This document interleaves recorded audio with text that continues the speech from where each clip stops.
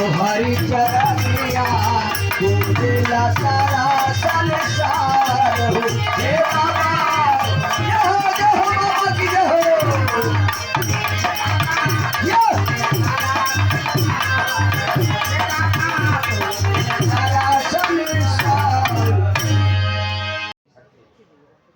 किसी ने कहा सूरज को हम देख सकते हैं लेकिन छू नहीं सकते हैं, फिर भी धन है वो परम पूज्य हमारे मसीहा बाबा साहब जिसने गुरु जी के भी माथा को चकरा दिया।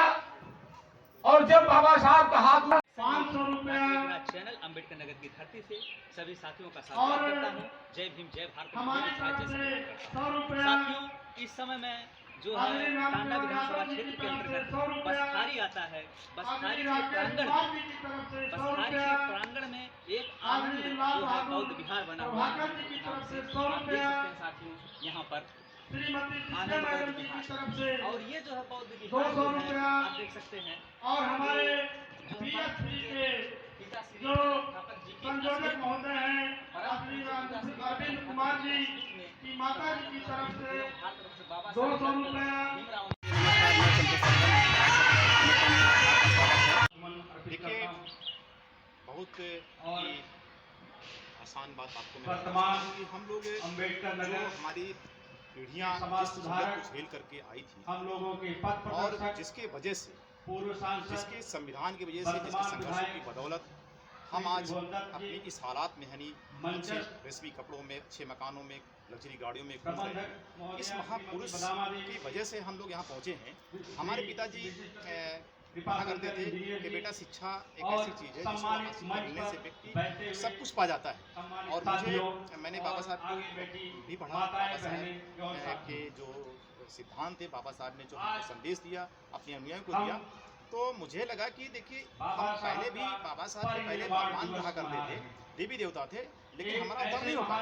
और उद्धार हमारा तब हुआ जब बाबा साहब आए और बाबा साहब ने संघर्ष करके हमें संविधान दिया, जिसकी बदौलत हम सभी लोग आज स्वतंत्र रूप से अपने संवैधानिक ढंग से अपनी भारत तो 1947 में आजाद हो गया था। मैं बाबा साहब का सदैव ऋणी रहूंगा। ये समाज जनता को आजादी नहीं मिली। अगर बाबा साहब नहीं होते तो उसको आजादी मिली पूरी जब प्रस्तुत हमारे जी रहे होते।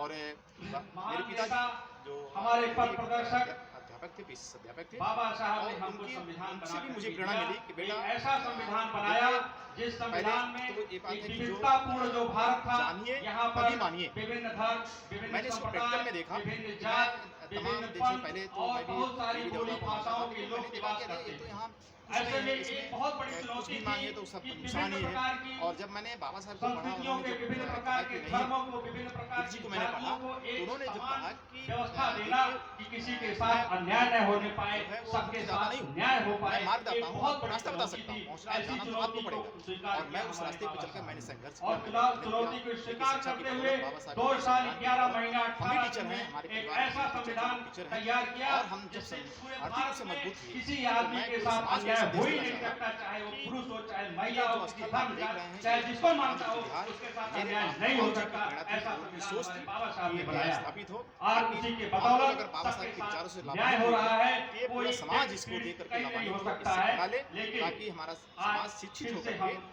आगे बढ़ सके उस तरह और बाबा साहब के रास्ते पर सपनों को आकर के साकार कर खड़े सके। हो गए हैं कि जो हमको उन्होंने दिया है उसको हम कैसे बचाए रख सके, उस विरासत को कैसे हम आगे बढ़ाएं और अपनी आने वाली पीढ़ी बाबा साहब ने पदों पर कहा था आसीन व्यक्ति बैठे जिस हुए हैं, मिशन को, हमारी जिस कारवां को जिम्मेदारी लेकर के मैं हमारा यहाँ बच्चा तक पहुँचा अंदर हूँ, हो गया, इस पढ़ रहा है, कारवां को तो यहाँ वह तक कैसे पहुँचाने में बाहर मैंने जा रहा है, बहुत मुसीबतों फिर को आगे नहीं झेला बढ़ रहा है। है। हमको और मेरे उनसे पद अनुयायियों क्यों से नहीं मिल रहे, हम मेरा न्यायपालिका में क्यों नहीं आदेश है। निर्देश है बहुत सारे ऐसे कि इस जगह मिशन हैं को, जहाँ ये कारवां तक को और आगे ले जाना। पाए हैं। चंद लेकिन चुनिंदा लोग अगर ये नहीं ले जा सकते तो कि किसी भी न्यायपालिका कीमत से में पीछे चुनिंदा मत लोग ही जाओ। केवल आ गए, यही हमारे मुझे लोग मेरे दिखाई अंतिम नहीं संदेश जाएगा। है मेरे अनुयायियों से। ये हमारी और दूसरी बात है, मैं माननीय कांसीराम साहब को भी पढ़ा, माननीय कांसी साहब ने कहा कि पे बैक टू सोसाइटी, यानी हमें जो हमने समाज से लिया यानी जिसकी बदौलत हम यहाँ पहुँचे, हमें वो वापस करना पड़ेगा। और ये हमारी नैतिक जिम्मेदारी बनती है। अगर हम वापस नहीं करेंगे तो हमारा समाज रुक नहीं सकता। और उसी आधार पर मैं टीचर हूँ। आज मैं तमाम मेरे ऐसे बच्चे हैं जिनको मैं आर्थिक रूप से मैं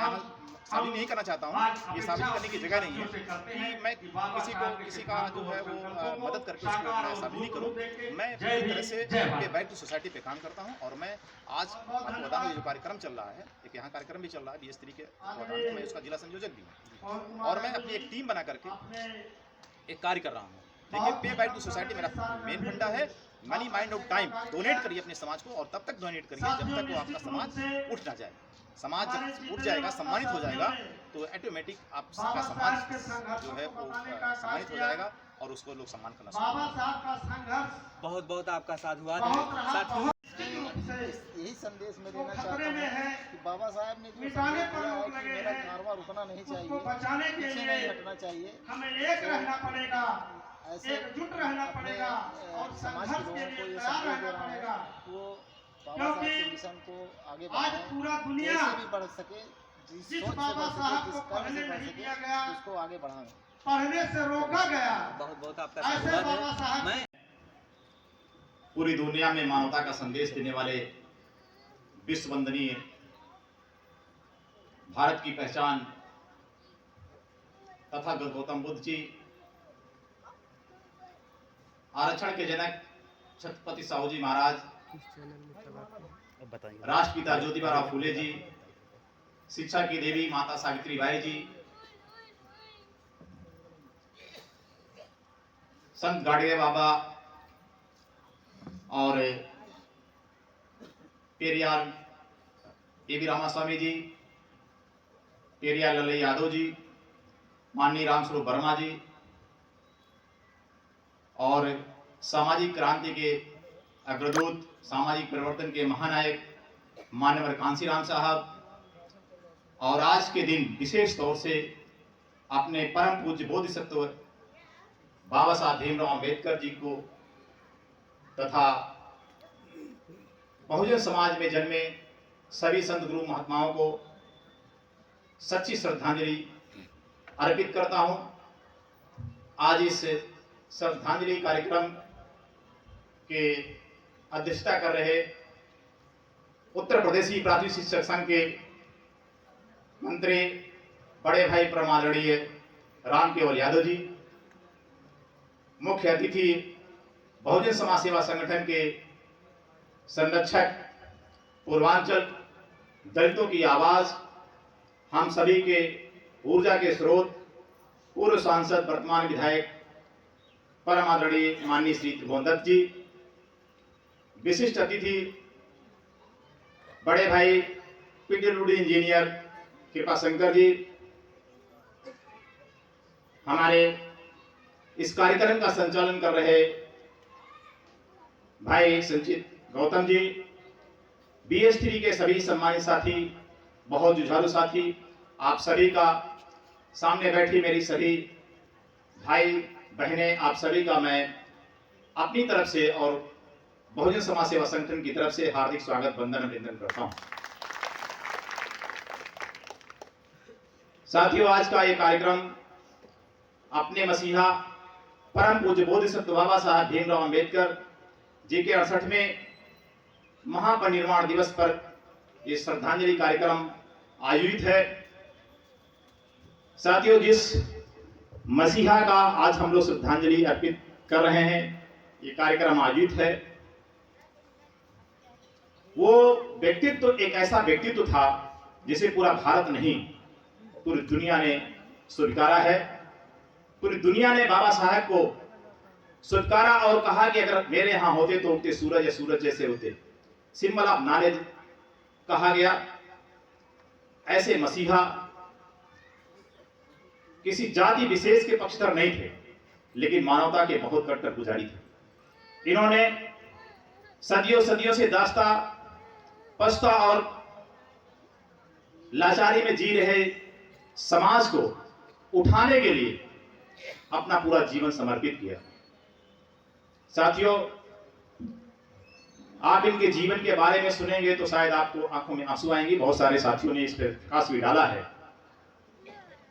मैं संक्षेप में बताना चाहता हूं कि जिस मुसीबत को काट करके बाबा साहब भीमराव अम्बेडकर यहां तक पहुंचे थे, मैं आज के स्थिति में बड़ौदा नरेश सयाजी गायकवाड़ को भी और कोल्हापुर के नरेश छत्रपति साहू जी महाराज को भी अच्छी श्रद्धांजलि अर्पित करता हूं, जिन्होंने बाबा साहब को आर्थिक मदद दे करके कोलंबिया विश्वविद्यालय में पढ़ने के लिए अवसर दिया।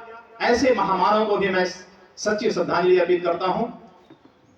साथियों, बाबा साहब पूरी शिक्षा करने के बाद, तमाम नौकरियों करने के बाद उन्होंने नौकरी इसलिए छोड़ दी क्योंकि उनको जात उनको नहीं छोड़ती थी। आप तमाम साथी इसमें अवगत हैं कि बाबा साहब के साथ जातीयता की दंश जिस ढंग से झेली चल रही थी, शायद जो किसी व्यक्तित्व के साथ होता तो वो पढ़ नहीं पाता। लेकिन बाबा साहब, धन्य बाबा साहब, जिन्होंने ठाना था, और बाबा साहब पढ़ाई पूरी करके जब उन्होंने अपनी पूरी पढ़ाई किया तो जब राजनीति में आए, चैन से नहीं सोऊंगा, इसी कड़ी में उन्होंने कई संगठन बनाए। शेड्यूल कास्ट फेडरेशन भी उन्होंने बनाया। 30 में उन्होंने 56 में उन्होंने भारतीय रिपब्लिक पार्टी का भी गठन किया। और साथियों, ये सब करने के बाद उनके अंदर एकदम बिल्कुल ये जज्बा सवार हो गया था। पूरे भारत में दलितों की आवाज बन चुके थे बाबा साहब। बाबा साहब वो समय ऐसा था, आप सभी इसमें तमाम मीटिंगों के माध्यम से, किताबों के माध्यम से पढ़े होंगे, ये जो अछूत जातियां थी, इनके साथ जितनी जातियां होती थी, आपने सुना भी होगा कि गले में मटका, कमर में झाड़ू, गले में घंटी बांधा जाता था ताकि उनके पदों के निशान मिटते जाएं। थूके तो उसी हाड़ी में। घंटी इसलिए बांधी जाती थी ताकि अगर पता चल जाए कोई इधर से जा रहा हो तो लोग उसके से बच सकें। ऐसी हालात में बाबा साहब ने हमें निकाल करके वो मटका और वो झाड़ू, जो आलिशान कपड़ा आप पहन के बैठे हैं, वो बाबा साहब की बदौलत है। बाबा साहब ने संघर्ष किया। बाबा साहब ने ये संदेश देने का काम किया कि बगैर संघर्ष के कुछ हासिल नहीं होना।